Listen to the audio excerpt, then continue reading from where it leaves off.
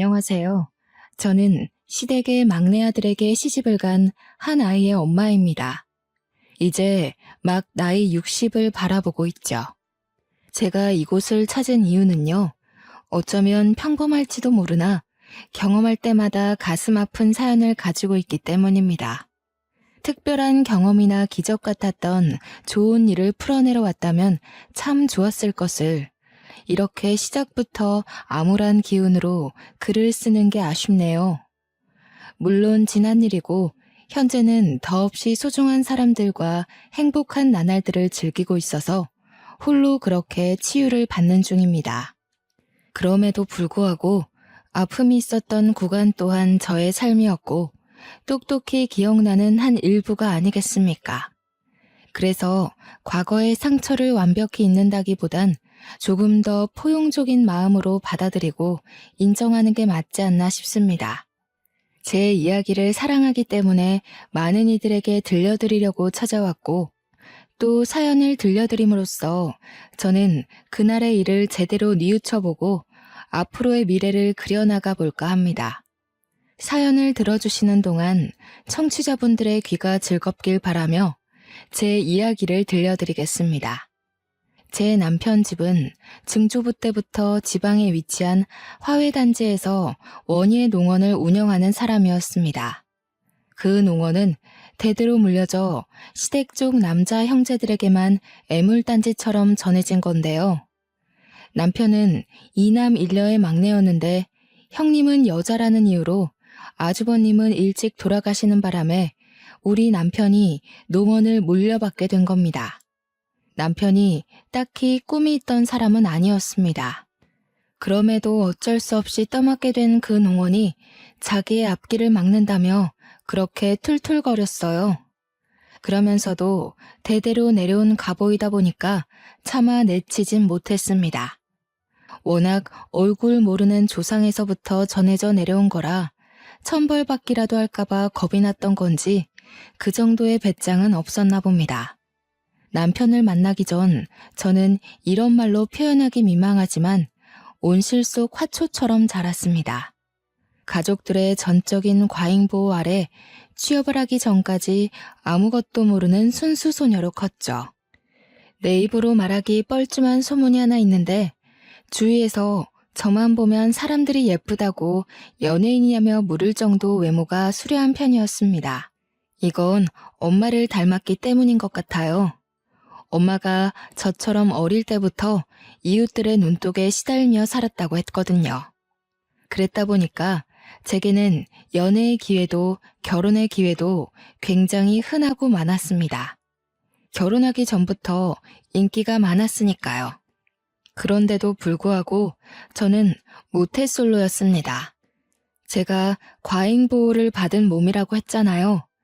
친정에서도 자매들 중 엄마를 유독 많이 닮은 저를 귀하게 키워서 특히 친언니가 저에게 접근하는 남자들을 모조리 쳐냈습니다. 친언니는 거의 제 보디가드 수준이었어요. 언니가 나중에 다 커서 말해줬는데 학창시절에는 저를 보러 온 남학생들 관리하느라 상상을 초월할 만큼 바빴다고 하더라고요. 저는 몰랐고 모를 수밖에 없었습니다. 언니가 늘 저 몰래 그랬을 테니까요. 그러다 언니가 결혼을 하면서 친정에서 나가게 되었고 저도 또한 취업 때문에 독립을 시작하면서 제게는 더 이상 이성적 교류를 통제하는 저는 사라지게 되었습니다. 그렇게 제 앞에 경계가 사라지고 제일 먼저 만나게 된 남자가 바로 우리 남편입니다.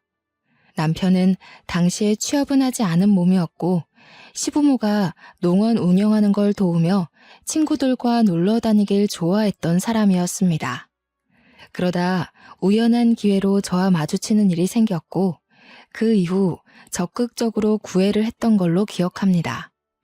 그동안 친언니가 남자를 다 쳐내는 바람에 남자를 제대로 알아볼 눈이 없었던 저는 남편의 애정에 쉽게 넘어가 버리고 말았죠. 특히 남편의 어느 부분에서 결혼을 결심하게 되었냐면 바로 친정엄마가 뇌경색으로 돌아가시게 되었을 때입니다. 힘들어하는 제 옆에서 저를 든든하게 지켜준 사람이 다른 가족도 아닌 남편이었거든요. 아빠는 진작에 돌아가셔서 안 계셨고, 다른 가족들은 전부 지방에 있었기에 엄마를 최대한 빨리 모실 수 있던 건 저뿐이었습니다. 그런데 제가 너무 늦게 엄마를 발견한 거죠. 독립을 했다 보니 엄마가 집에서 쓰러져 그렇게 사경을 헤매고 있었는 줄 몰랐습니다. 은옥 씨, 걱정 말아요. 제가 계속 옆에 있을 테니까 걱정 말고 편히 울어요. 어머님 병원비도 이미 제가 해결 봤으니까 아무것도 신경 쓰지 말고 은옥 씨는 어머니만 생각하세요. 남편이 가족이 당도하기 전까지 저의 수많은 자책과 괴로움을 든든하게 지켜주었다는 겁니다. 바로 이 점 때문에 남편과 결혼을 마음먹게 된 거죠. 이렇게 저를 살펴주는 사람과 결혼을 해야 한다고 당연하게 생각했습니다. 더 만나보지 않더라도 당시에 제 부모님을 이보다 더 신경 써줄 남자가 앞으로 없을 것 같다고 확신했거든요. 남편과 결혼을 하고 나서부터 저는 제 직장을 포기하고 남편과 같이 시부모 농원을 물려받았습니다. 저는 오히려 원래 하던 일보다 식물을 키우는 일에 더 재밌어서 만족스러웠어요. 남편의 것이 곧 제 것이기도 하기에 잘 키워서 더 번성하도록 만들고 싶었습니다. 제가 꽃을 이렇게나 좋아하는지 몰랐는데 남편 덕분에 적성을 찾은 셈이기도 했어요. 그래서 저는 원예 농원에서 공급받은 꽃들로 가까운 시내에 작은 꽃집을 따로 차렸습니다. 저랑 남편 사이에는 예쁜 딸 하나가 있었는데 우리 딸은 두 발로 걸어 다닐 수 있을 때부터 꽃 냄새를 맡고 컸어요. 그러니까 제가 늘상 딸을 데리고 농원과 꽃집만을 오갔다는 거죠. 농원의 식물들은 당연히 실하게 잘 컸는데 특히 저희 꽃집의 매상이 갈수록 좋아졌습니다. 민망하지만 그 이유가 다 저 때문이었어요. 저희 꽃가게 주위에는 IT 중소기업이 하나 있는데요. 제가 가게 바깥 꽃에 물을 주고 있으면 그곳으로 출근하는 회사원들이 저를 보고 몇 번씩 번호를 묻기도 했고 꽃집에 찾아와 꽃이 아닌 제 마음을 사려고 하는 남자들이 많았습니다. 물론 대개 저한테 딸이 하나 있는 걸 알고 금방 머쓱해하며 사과를 하지만 그럴 때마다 꽃 하나씩은 꼭 사서 돌아갔거든요. 그런데 문제는 남편이었습니다. 남편은 원래부터 노는 걸 좋아했던 사람이라 그런지 결혼하기 전만 해도 부지런했던 모습이 점차 본울굴로 돌아오기 시작하더라고요. 제가 꽃집을 동시 운영을 시작했을 때 남편한테 원예 농원도 관리를 좀 신경 써달라고 부탁을 했는데 주말에 가보니까 관리가 전혀 안 되어 있는 거 있죠. 남편의 농원 방치는 갈수록 심해졌습니다. 제가 이쪽 저쪽 똑같이 신경을 기울이지 않으면 한쪽이 죽을 수밖에 없는 운명이었어요. 그럼에도 농원만큼은 시댁 자신이기 때문에 아무래도 그쪽으로 제 신경이 좀 더 기울어 있었거든요.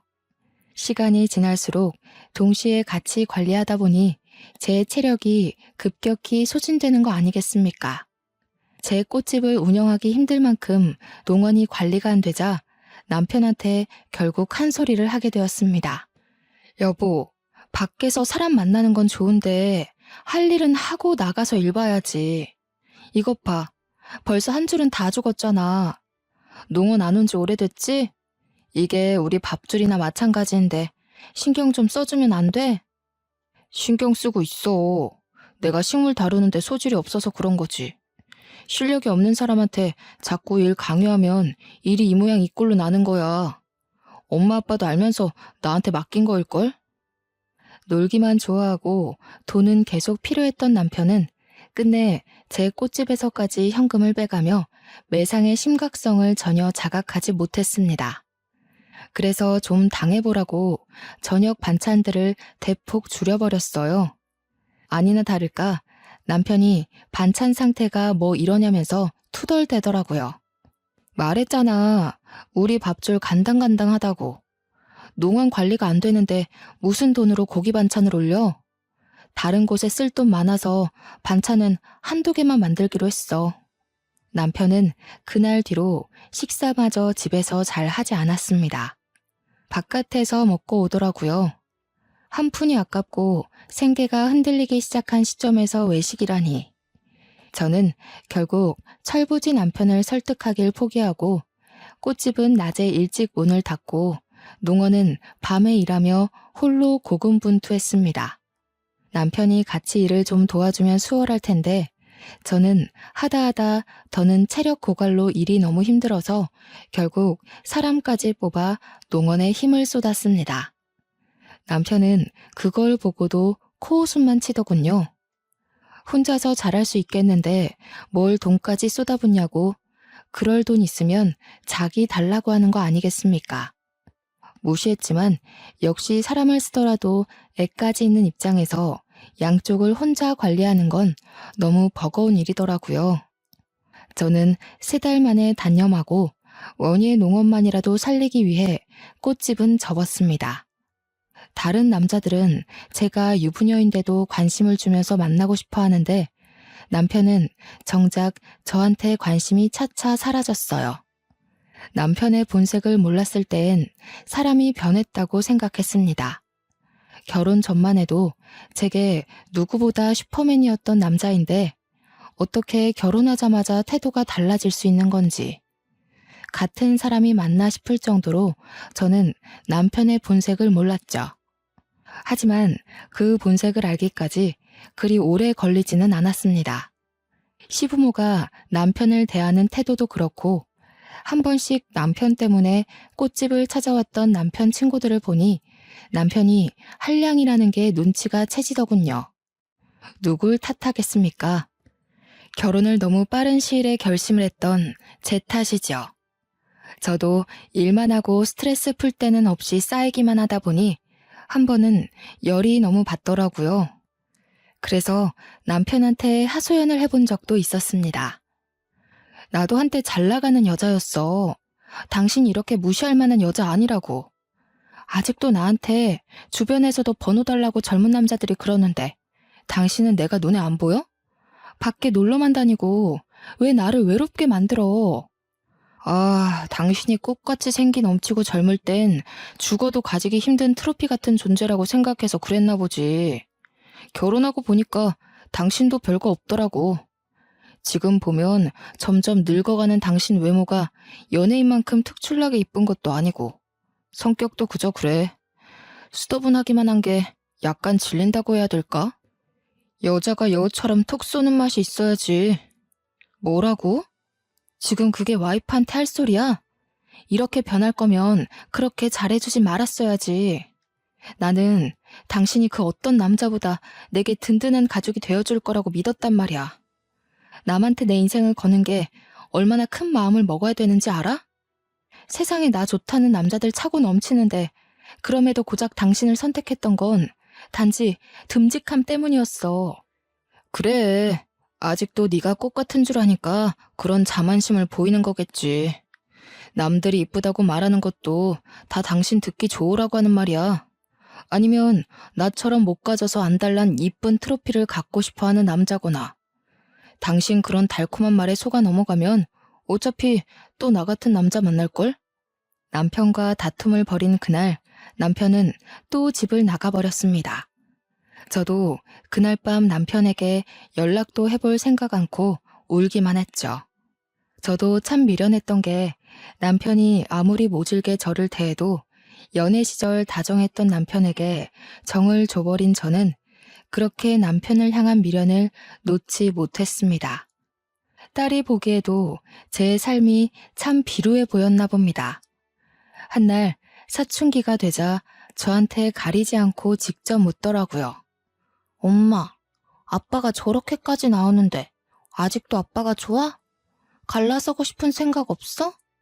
나는 엄마가 아빠랑 이혼한다고 하면 무조건 찬성이야. 그리고 무조건 엄마 따라갈 거고. 이혼은 무슨. 아빠가 저래 보여도 뒤에서 엄마 다 챙겨줘.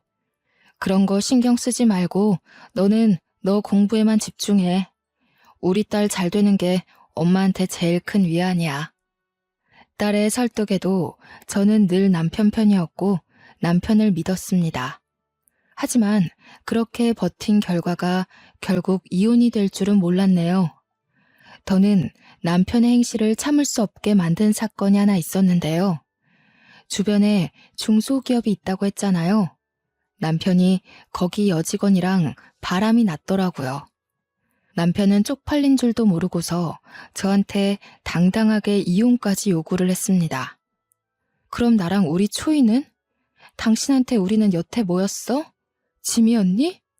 어떻게 가족에 대한 생각을 눈꼽만큼도 안 할 수가 있어. 초이 앞에서 부끄럽지도 않아? 그러니까 초이 앞에서 더 망신당하기 전에 이혼하자고. 당신 내 얼굴 보면서 계속 살 수 있어? 딴 여자랑 지지고 볶는 거 다 알면서도 용서할 수 있어? 어차피 이렇게 살아봤자 우리 서로 속만 버릴 뿐이야. 조용히 갈라서자고. 그래도 저 혼자 이미 가족이 되어버린 남편을 믿고 소중히 생각하면서 참았는데 그동안 애쓰며 고군분투했던 수년이 통째로 날아가 버린 기분이었습니다.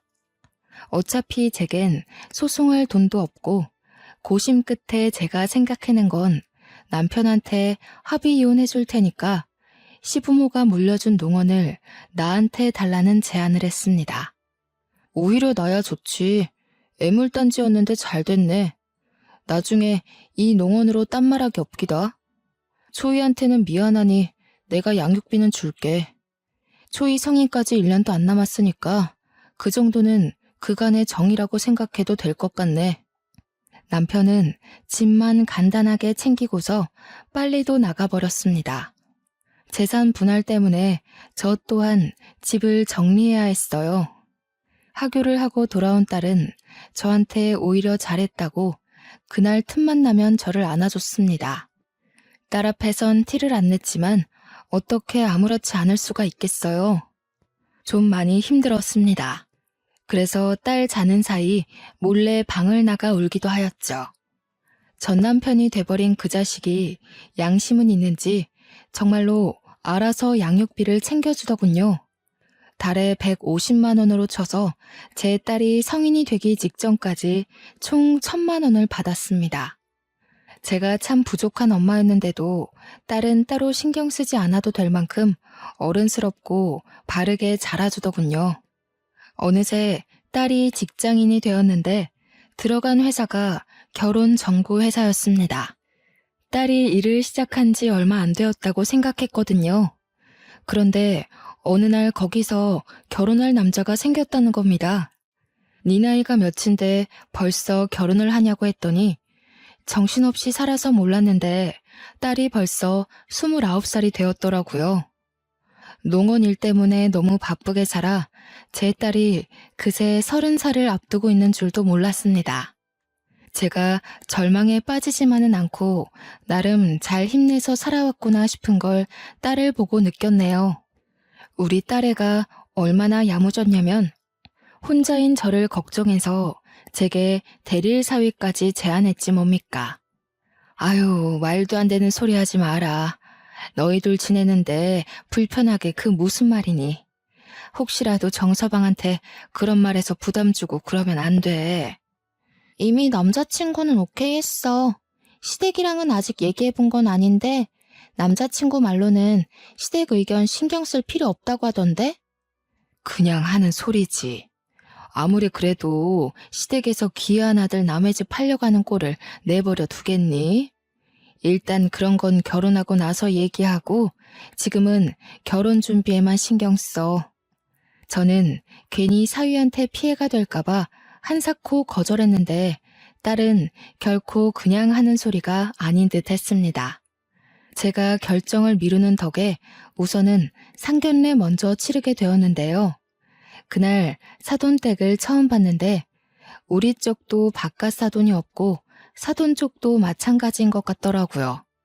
상견례 자리에 사부인이랑 사위만 달랑 나와 있었습니다. 물론 이 자리에 참석하기 전 사부인께서 별거 중에 있다고 딸한테 언질은 받았거든요. 바깥 양반이 바람이 나서 그렇다는데 아직 법적인 부부라 이혼 관계는 아니라고 했습니다. 바람났다는 바깥사돈의 얘기에 문득 제 전남편의 기억이 나서 순간 언짢았는데 사부인이 저와 같은 처지의 여자라고 하니 금세 마음이 가고 편해지더라고요. 또 사부인 성격이 굉장히 쾌활하여 상견례 자리는 생각 외로 원활히 진행되었습니다. 딸이 결혼하고 나서 본격적으로 대릴 사위 제안을 다시 했지만 저는 그때 진심으로 딸을 앉혀두고 제 마음을 전했어요. 엄마가 언제까지 너를 붙잡고 살 거야. 엄마도 그만 엄마 인생 살고 너도 앞으로 네 가정을 위해서 네 인생을 꾸려가야지. 정 걱정되면 엄마 집에 일주일에 한 번씩 들려주면 되잖니. 그리고 사부인도 혼자던데. 너희 둘 다 엄마한테 붙어있으면 사부인은 누가 봐줘? 내가 엄마를 두고 어떻게 혼자 가. 있던 사람이 없으면 그 빈자리가 얼마나 큰데. 옆에서 조잘대주는 사람 있어야 우리 엄마 기운내서 살아갈 사람이라는 거 내가 무엇보다 잘 아는데 어떻게 두고 가라고. 남편이 괜찮다고 했단 말이야. 같이 살면 안 될까? 엄마가 불편해서 그래. 딸이랑 사는 건 좋은데 아무리 딸이 사랑하는 사람이라지만 엄연히 남이지 않니. 마냥 아들 같다는 마음으로 24시간을 함께하는 건 좀 부담이 되네. 딸은 그제서야 제 제안에 납득을 하였습니다. 저와 떨어지는 것과 홀로 두는 걸 무척이나 속상해했지만 끝내 저의 뜻을 따라주었고 시댁으로 합가를 하게 되었죠. 그러자 딸이 그럼 남자라도 만나라고 자기 회사에서 최고로 좋은 남자 선별해 줄 테니까 맞선을 보라고 하는 거 아니겠습니까? 거절하면 또 엄마한테 붙어 살겠다고 할까봐 일단은 알겠다고 하고 딸을 진정시키느라 진땀 뺐어요. 그렇다고 딸이 정말로 남자를 소개시켜 줄지는 몰랐습니다. 사위와 딸이 힘보태서 함께 자리를 마련해 줬는데 나 부끄러워서 가기 싫었지만 사위가 직접 저를 데리러 오는 바람에 갈 수밖에 없었습니다.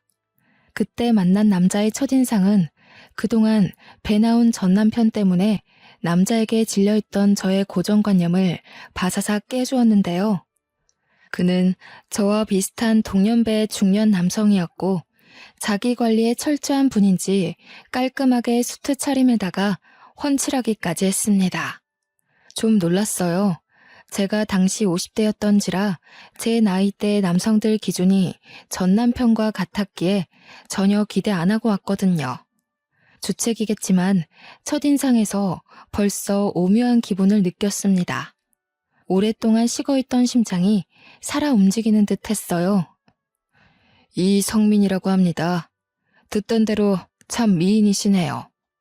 젊을 때 인기 꽤 많으셨을 것 같은데 제가 감히 은옥 씨 성에 찰지 모르겠습니다. 그래도 오늘 시간만큼은 최선을 다해서 근사하게 모실 테니까 예쁘게 봐주셨으면 좋겠어요. 성민 씨의 말에 저는 제대로 된 소개를 하기도 전에 웃음이 새었습니다. 제가 남자 앞에서 또다시 웃을 수 있게 될 줄은 정말 상상도 못했네요. 성민 씨와 대화를 하다 보니 저는 성민 씨에게 더 마음의 문을 열 수밖에 없었는데요. 성민 씨가 이혼남이란 얘기는 사전에 들어서 알고 있었지만 저와 같은 상처가 있는 사람인지는 몰랐거든요. 전부인이 바람나는 바람에 이혼을 하게 되었고 전부인과 전부인의 상간남 때문에 하던 사업까지 망할 뻔했다고 하지 뭡니까. 나름대로 성민 씨는 그때가 꽤 큰 상처일 텐데 초면에 저한테 고백해준 그 용기가 저는 참 마음에 들었습니다. 저 또한 성민 씨에게 제 이야기를 털어놓음으로써 비슷한 아픔을 가지고 있다는 걸 알려줬어요. 그리고 남자에 대한 반감도 없지 않아 남아있다고도 솔직하게 밝혔죠. 배우자가 불륜으로 상처를 줬다면 당연히 새로운 인연에 반감이 생길 수밖에 없다는 거 이해합니다. 하지만 꼭 말씀드리고 싶어요. 이 넓은 세상에 모든 남자가 다 악질적인 사람은 아니라는 걸요. 제가 그걸 꼭 은옥 씨한테 증명해 보이고 싶습니다. 분명히 성민 씨는 전 남편과 같이 제게 달콤한 말을 해준 게 맞습니다.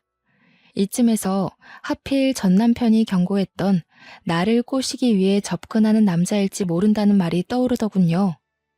그럼에도 제가 남자를 한 번 더 믿어보게 된 건 전 남편과 다른 점을 하나 발견했기 때문이었어요. 저한테는 전 부인이 첫 여자였어요. 결혼 생활 한 1년 했는데 그 여자가 결혼 전만 해도 참 조신한 사람이었거든요. 그런데 결혼하고 나니 돌변하더라고요. 알고 보니 저와 결혼해서 돈 타먹으려고 접근한 거였지 뭐예요. 저와 닮아도 너무 닮은 상처를 가지고 있었기 때문에 성민 씨가 내민 손을 제가 잡았던 것 같습니다. 저희는 서로 낙오된 상처를 보듬어 주느라 시간 가는 줄 모르고 얘기를 했어요. 같은 아픔을 가졌다는 것 외에도 공통점이 너무 많더라고요. 전 남편이랑은 생활 습관부터 소비 습관 등등 같은 게 하나도 없었는데 이런 남자도 세상에 있을 수 있구나 싶은 생각이 들었습니다. 그게 마음이 잘 통한다는 시그널인 줄도 모르고 저희는 만남을 길게 지속해갔고 결국 성민 씨에게 청혼을 받게 되었죠. 제 인생 두 번째 남자였습니다. 성민 씨가 너무 괜찮은 사람이란 걸 알고 있고 만남을 이어온 지 4년이 되어도 한결같다는 거 압니다. 그러나 이미 전 남편한테 대인 것이 있기 때문에 또 같은 실수를 반복하는 꼴이 될까봐 선뜻 청혼에 응하기가 망설여지더군요. 그게 너무 표정으로 드러났나 봐요. 제 마음을 눈치챈 성민 씨는 제가 준비될 때까지 재촉하지 않고 1년을 더 기다려 주었습니다. 성민 씨의 일관된 마음 덕분에 저 또한 성민 씨에 대한 확신을 얻고 재혼을 결정하게 되었네요. 저희 기쁜 소식과 함께 딸에게도 기쁜 소식이 들려왔는데요. 바로 딸이 임신을 했다는 거 아니겠습니까? 너무너무 축하하지만 금세 걱정이 되더라고요. 눈에 넣어도 안 아플 딸이 앞으로 산모로서 감내해야 할 힘든 시간을 보내야 한다는 생각에 마음이 안 좋았습니다. 그때도 성민 씨가 제게 큰 의지가 되어 주었어요. 항상 제 기분을 빠르게 눈치채주던 성민 씨는 이미 사업으로 한 자리 크게 하고 있는 사람이라서 돈이 많았는데 제가 근심이 큰 걸 알고 딸에게 각종 좋은 한약이나 산모에게 필요한 영양제 등 관리를 대신 신경 써주더라고요. 딸도 자기가 저한테 맺어준 남자였기 때문인지 성민 씨를 새아빠로 받아들이는 건 금방이었습니다. 제가 봐도 둘은 어색함 없이 부녀 관계로 잘 적응해가고 있었어요. 성민 씨 때문에 하루하루 제가 얼마나 소중한 여자인지 느끼며 결혼 생활을 했습니다. 전과는 비교도 안 될 만큼 행복한 삶이었죠. 그러나 또 너무 건강하기만 하면 작은 돌부리에 걸려 넘어져도 크게 아프지 않습니까? 아니나 다를까 전 남편 때문에 고생했던 저의 인생도 조금씩 피고 있는 건가 싶던 시기에 심장 철렁할 불행이 닥쳐왔는데요. 그건 바로 딸의 전화로 시작되었습니다. 엄마, 어머님이 아무래도 남자 생겼나 봐. 애한테 자꾸 여자는 남자한테 대우받고 살아야 된다면서 이상한 소리를 하는 거 있지? 그것 때문에 요즘 미치겠어. 잠깐 애를 두고 주방에서 일도 못 봐. 돌아서면 남자 얘기를 하는데 아직 우리 애 5살이잖아. 뭐? 사부인이? 어머나, 아무리 그래도 애 앞에서 할 말 못할 말도 구분 못하고 그게 뭔 소리라니. 확실한 거야? 너가 잘못 들은 거 아니고? 내가 뭐하러 이런 헛소리를 지어내겠어? 어머님이 웬 남자랑 통화하면서 하는 소리도 들었다니까? 아마 그 남자랑 새 살림 차릴 생각인 것 같더라고. 오늘 우리한테 소개시켜준다고 저녁에 시댁으로 데리러 올 거래. 아버님이랑은 확실히 이혼할 거고. 사부인을 본 건 상견례 이후로 한 번도 없었습니다. 제게 사부인은 그저 쾌활한 사람이었고 또 바깥 사돈이 바람펴서 별거를 했다길래 사부인도 저처럼 상처 때문에 슬프게만 지내고 있을 거라 생각했어요. 그런데 새살림이라니.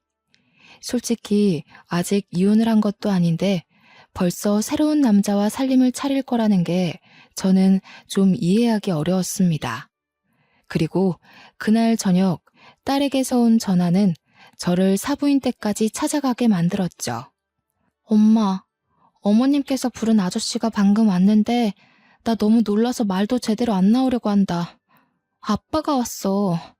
말도 안 된다고 생각할 수도 있지만 아빠가 맞아. 처음엔 잘못 들은 줄 알았습니다. 그런데 딸이 모르는 아저씨를 보고 그런 쉰소리를 할 리가 없지 않습니까? 딸이 아빠 얼굴을 알아볼 때쯤에 제가 이혼을 했기 때문에 딸의 말이 착각일 리는 더더욱 없었습니다. 딸 못지않게 놀란 저의 과거 트라우마가 다시 비집고 올라오면서 너무 불안해졌어요. 이걸 성민 씨에게 말하자 성민 씨가 먼저 나서서 저와 함께 당장 사부인 댁으로 향했습니다. 제가 집으로 들이닥치니 놀란 사부인이 영문도 모르고 서 있었는데 그 옆으로 정말 제 전남편이 함께 있는 거 아니겠어요? 내 인생으로 모자라 내 딸 인생까지 망치려고. 개벌은 남 못 주고 아직도 이런 짓 하면서 살았니? 네가 뭘 하고 살든 내 알 바 아닌데 양심이 있으면 우리 앞에 다시는 나타나지 말았어야지. 무슨 낯짝으로 다시 얼굴을 드러내? 저는 전 남편한테 무작정 막말을 퍼부으며 제 딸을 보호했습니다. 그리고 그때 예상치 못한 일이 발생했는데요. 잠자코 저를 따라와줬던 성민 씨가 급발진하며 나서서 전 남편의 멱살을 잡는 거 아니겠습니까? 너 이 자식, 네가 여기 왜 있어? 또 누구 인생 망치려고 여기서 나타나? 네가 은옥 씨 전 남편이냐? 은옥 씨한테 상처 주면서까지 내 가정 파탄 내놓고 이제 와서 또 은옥 씨를 건드리겠다. 내가 너 다시 만나면 가만 안 둔다고 했지? 아씨 뭐야? 둘이 뭐야? 어쩌다가 이렇게... 나는 모르는 일이야. 두 사람이 이 집이랑 무슨 관련이 있는지도 모르고 온 거라고. 놀랍게도 제 전남편이 성민 씨의 전부인과 바람난 남자였더라고요. 성민 씨는 전남편을 상간남 소송과 사기죄로 고소하는 과정에서 얼굴 본 적이 있다고 했습니다. 전남편도 성민 씨의 얼굴을 보고 기억이 났는지 당황하면서 자기의 억울한 주장을 피력하더군요. 그러기도 잠시 금세 얼굴색 바꾸고는 뻔뻔하게 성민 씨와 저를 보고서 큰 소리로 비웃기 시작했습니다. 버림받은 처지끼리 들러붙어서 잘도 가정 이뤘나 보네. 초이는 어디에 내다 버렸대? 자식까지 버리면서 새 남자 만나고 싶었나 봐. 듣자 하니 전 남편은 당시 같은 공간에 있는 제 딸이 너무 훌쩍 커버려서 자기 친딸인지도 모르는 듯 했습니다. 몰라볼 수 있을 만큼 딸이 잘 자라주긴 했지만 그래도 자기 자식을 못 알아보고 헛소리하는 남편이 참 한심하더군요. 내가 당신처럼 몰상식한 부모인 줄 알아? 어디다 대고 나를 똑같은 취급해. 그러는 당신은 여태 못나서 아직도 부끄러운 줄도 모르고 또 상스러운 짓을 하고 있었어? 사부인도 실망입니다. 아직 이혼도 안 했다면서 저런 쓰레기 같은 남자를 만나서 살림 차릴 생각을 하다뇨. 제 딸이랑 손녀가 대체 뭘 보고 배우겠습니까? 어머머, 사부인 말 우습게 하네요. 내가 어디 피해주면서 사람을 만났습니까? 사실상 나는 이미 이혼을 한 몸이에요. 이렇게 홀로 산 지가 몇 년인데 함부로 얘기하지 말아요. 그리고 내 며느리랑 손녀가 뭘 못 배운다는 건데요. 내가 무슨 실수를 했다고.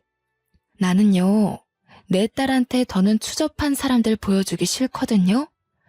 이미 망한 제 첫 결혼을 보여주는 것도 죄스러운데 더는 이런 부정행위 알게 하고 싶지 않다고요. 시어머니란 사람이 나이 한참 어린 며느리 앞에서 대체 뭐 하는 짓입니까? 저와 사부인의 말다툼에 잠자코 듣고 있던 전 남편은 제 딸의 얼굴을 유심히 살피더니 두 눈이 떨리기 시작하더군요. 그러다 곧 자신의 며느리가 될 여자가 제 친자식인 걸 알고 얼굴이 사색이 되었죠. 아니, 잠깐만. 그럼 아가씨가 아니. 그럼 너가 초이란 말이니?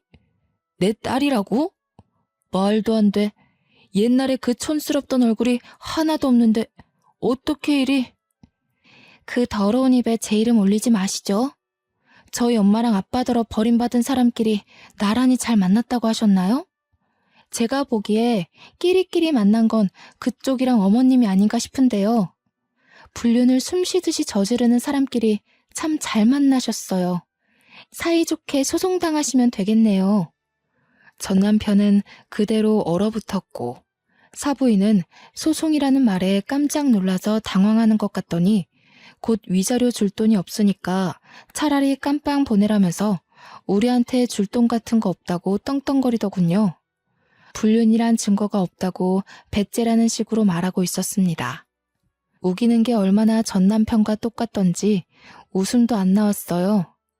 증거가 있으면 소송하긴 편하겠다고 생각했는데 그 순간 듣고 있던 딸이 자기 시모에게 알겠다고 말하고 혹시 몰라서 몰래 휴대폰으로 녹음하고 있었다며 대담한 기질을 발휘해놨지 뭡니까. 심지어 그 목소리 녹음해놓은 걸 급하게 오고 있는 사위한테 발송했다고도 했습니다. 그래서 한바탕 난장판이 끝나가던 와중 사위가 도착해 또 한 번의 전쟁이 일었는데요. 사위 입에서 저는 제 사연보다 더한 사연을 듣게 되었습니다. 어머니, 너무 실망입니다. 정말 제가 모를 거라고 생각하셨어요? 자식들한테 아버지를 바람핀 불륜남 이미지 만들어 놓고 본인은 평생 떵떵거리고 살고 싶었나 본데 실패하셨네요. 며칠 전에 아버지한테서 연락받았습니다. 어머니가 불륜녀였다면서요? 어떻게 10년 넘게 저한테 거짓말을 하실 수가 있어요? 뭐라고? 네가 그 양반이랑 어떻게 연락을 했다는 거야? 그 양반한테 내가 니들 앞에 나타나는 일 없게 하라고 돈까지 줬는데?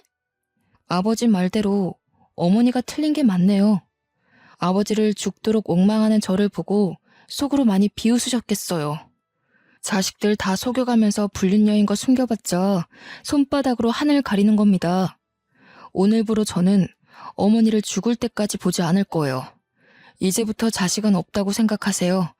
저 남자 데리고 가서 죽든 말든 혼자 알아서 사시라고요. 사위의 말에 사부인은 절망하며 자기 아들을 붙잡았고 뿌리치는 사위에게 넙죽 엎드리며 엄마가 잘못했다고 사정하기 시작했습니다. 전 남편은 자기 딸 앞에서 창피하기라도 한 건지 아무 말 없이 고개만 숙이고 있더군요. 전 남편이 저와 이혼한 뒤에 어디 나이트클럽에서 일을 했다는데 사장도 아니고 사장 밑에 뒤치다꺼리하는 사람으로 있었다고 하더라고요. 성민 씨 얘기를 듣고 알았습니다. 과거 일로 단단히 화가 난 성민 씨는 제 남편을 경찰에 신고했고 나이트클럽을 고발하는 바람에 그곳에 형사들이 현장 수색까지 갔습니다. 전 남편 사업장은 마른 하늘의 날벼락식으로 수색을 당했는데 거기서 부정행위가 대거 발각이 되었지 뭡니까? 알고 보니 전 남편은 경찰들의 눈을 피해 불법 도박장 운영까지 하고 있었고 그 나이트는 불륜의 메카로 유명한 곳이었습니다. 많은 남녀가 불륜을 밥 먹듯이 하러 드나들던 곳이더라고요. 전 남편 때문에 거기 사장까지 전 남편이랑 손잡고 깜빵 가게 된 거죠. 게다가 전 남편은 위자료 때문에 형량이 훨씬 더 늘어났고 시모 또한 정말 위자료 갚아줄 돈이 없어서 교도소를 갈 수밖에 없는 사정이었습니다. 그렇게 난리도 아닌 난리를 겪고 나니 문득 딸의 마음이 걱정되더라고요. 저는 딸에게 전 남편의 못난 모습을 대신 사과했습니다. 혹시라도 친부의 망가진 모습 때문에 딸 마음이 속상하진 않을까 싶어서 위로하려고 했죠. 그런데 딸은 제 생각보다 더 강인한 아이더라고요. 엄마는 괜찮아? 나는 피 섞였다고 무조건 아빠로 모셔야 된다고 생각 안 해. 진작에 친부 같은 거 잊은 지 오래야. 그리고 내가 친부를 기억하면 새아빠 입장에서 얼마나 속상하겠어. 나는 지금 엄마 옆을 지켜주는 아빠가 더 중요해. 개버릇 못 고치는 그런 아저씨 말고. 엄마가 알아서 다 처리했어야 하는 건데 너한테 2번이나 그런 꼴 보게 해서 그러지. 그나저나 사돈댁이 풍비박산 난 꼴이라 어쩐다니? 정서방 마음도 안 좋을 것 같은데. 남편이랑 상의했는데 아버님 모시고 지내기로 했어. 아버님께서 혼자 뱃일하면서 외롭게 사셨더라고. 이제부터라도 모시면서 남편이랑 아버님이랑 잘 지내보려고. 아버님이 우리 딸 엄청 예뻐해. 뱃일하면서 버신 돈으로 계속 애 장난감 사준다니깐. 어머나, 좋은 분 같아서 정말 다행이다. 엄마도 언제 한번 시간 되면 바깥 사돈한테 인사드리러 가야겠어. 혼자서 자식들한테 미움까지 받고 얼마나 억울하셨겠니. 네가 좀 신경 써서 잘해드려라. 당연하지. 엄마야말로 내 걱정 그만하고 새아빠랑 잘 지내기로 약속해. 나 진짜 새아빠 없었으면 어쩔 뻔했어. 내가 엄마 걱정 덜고 편히 지낼 수 있는 것도 다 새아빠 덕분이야. 아빠, 우리 엄마 계속해서 잘 좀 부탁드려요. 그럼 당연하지. 네 엄마한테는 내가 아직도 해주고 싶은 게 많아. 하루가 모자라서 매일매일 바쁘거든. 그러니까 초이도 엄마 보고 싶으면 아빠한테 허락받고 만나. 성민 씨의 농담 섞인 말에 딸이 키들거리면서 즐거워했습니다. 제가 확실히 복을 가지고 있긴 하다는 걸 그때 느꼈어요. 과거와 다르게 트라우마를 떠올려도 저를 살펴주고 일으켜주는 사람들이 주위에 있다 보니까 힘들었던 과거가 제법 무뎌지더라고요. 물론 기억이 흐릿해지는 건 아니었습니다. 그래도 제 얼굴에 웃음이 진다는 정말 많은 발전이에요.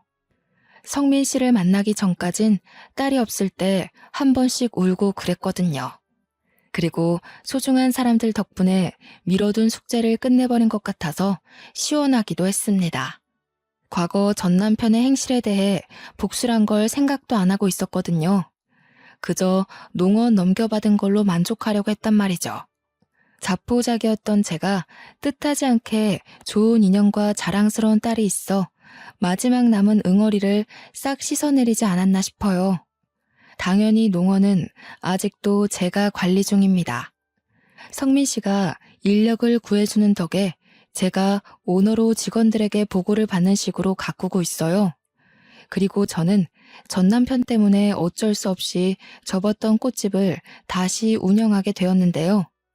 집이랑 가까운 곳에 자리를 구해서 작게 꽃집을 하는데 지금은 시대가 많이 좋아졌는지 사람들이 온라인으로도 꽃을 많이 판매하더라고요. 그래서 최근에는 우리 사위한테 부탁해서 시간 날 때마다 컴퓨터를 배우고 있습니다. 사위가 가끔씩 저한테 미인이신데 똑똑하기까지 하세요 라고 입에 바른 칭찬을 해줄 때면 아부인 줄 알면서도 그렇게 민망하답니다. 아, 그리고 지금 딸이 손녀 때문에 일을 중단한 상태거든요. 딸은 다시 회사에 복귀할까 하다가 이참에 저랑 같이 꽃집을 키우는 것도 나쁘지 않겠다 싶다며 꽃집으로 출근하고 있어요. 저야 손녀를 매일 볼 수 있으니까 좋다만 딸의 훌륭한 경력을 괜히 단절시키는 것 같아서 미안하더라고요. 그럼에도 딸에게 어떤 말도 할 수 없었던 건 딸이 저처럼 워낙 식물 만지는 걸 좋아했기 때문입니다.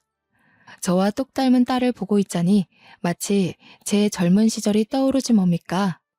딸이 꽃꽂이를 하면서 저렇게 예쁘게 웃을 수 있는 건 그 일을 하면서 정말 행복하기 때문이란 걸 알고 있어요. 그래서 말리지 못했습니다. 그래도 딸이 워낙 똑똑하게 일을 잘하는지라 매출이 급속도로 오르고 있네요. 딸은 딸대로 저는 저대로 급여를 두둑히 챙기고 있는 실정입니다. 제게 일어난 과거의 일들은 당연히 반길 수 있는 추억이 아니란 걸 아주 잘 알고 있습니다. 그때의 기억이 한 번씩 저를 후회하게 만들기도 하니까요. 그럼에도 제가 인사말에 제 이야기를 사랑한다고 말했던 것은 이 모든 걸 지금의 행복까지 오기 위한 과정이었다고 생각하기 때문입니다. 상처는 스스로가 생각하기 나름인 것 같아요. 힘든 시간을 결국 나의 과정으로 보고 포기하지 않는다면 반드시 원하는 결과에 도달하는 내가 되어 있을 거라고 확신할 수 있습니다. 당연히 그게 어떤 모양으로든 꼭 행복할 거라고 믿어야 된다는 건 전제로 깔아야 한다는 거 아시죠? 주위에서 주는 아픔이 너무 크더라도 거기서 당장 나은 삶으로 탈바꿈 되길 원하는 건 사실상 불가능하다고 봅니다. 제가 아픔을 얻기까지 해도 그만한 기간이 있었을 거잖아요. 생채기 하나 없던 시절로 돌아가기 위한 갱생 시간은 좀 진득하게 인내해야 한다는 걸 꼭 알아주세요. 그렇다면 결과는 반드시 예쁜 꽃을 피우게 될 겁니다. 사연을 쓰면서도 저는 더 이상 트라우마를 느끼지 않았습니다. 그때의 기억이 오히려 하나의 장면으로 사진처럼만 지나갈 뿐이네요. 그래서 저는 저를 밝히는 이 시간 또한 즐거웠다고 말씀드리고 싶습니다. 청취자분들도 제 사연을 듣고 꼭 희망을 가졌으면 좋겠어요. 그럼 여러분 모두 꽃길까지 힘내서 걸어가시길 응원하겠습니다. 감사합니다.